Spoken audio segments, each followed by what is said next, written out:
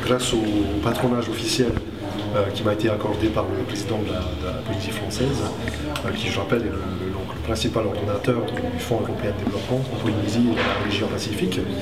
Eh bien, ce patronage-là nous a permis de concrétiser un prochain séminaire de 3 jours à destination des Tavana de Polynésie, mais également de certains Nouvelle-Calédonie, de Wallis et Futuna et de ministères polynésiens locaux, pour se placer dans la continuité d'un séminaire que nous avions organisé en mai 2011 sur un programme européen seulement.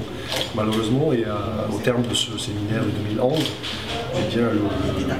la demande des Tavana a été forte. C'était justement d'aller beaucoup plus loin dans le détail, dans le concret, pour leur expliquer l'approche projet, les cycles projet, comment on dépose un projet et quels sont les choix, quelles sont les compétences à requérir. C'est l'objectif principal.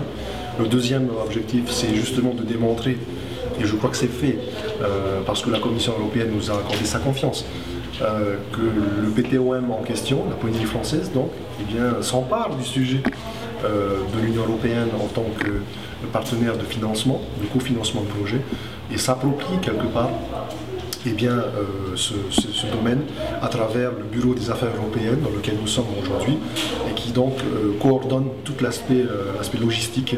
Je rappelle que le BAE, le Bureau des affaires européennes, est un service de la présidence de Polynésie française dans lequel, qui est dédié justement à l'assistance et à l'appui technique des projets européens. C'est grâce à ce BAE que nous avons donc pu défendre à Bruxelles le financement à 100% par l'Europe de ce séminaire de 3 jours.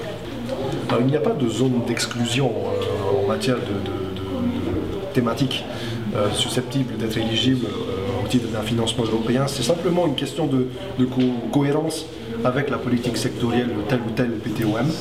Et pour l'instant, le logement social, c'est un des volets forts du contrat de projet pays-État. Et donc, pour l'instant, dans le volet des secteurs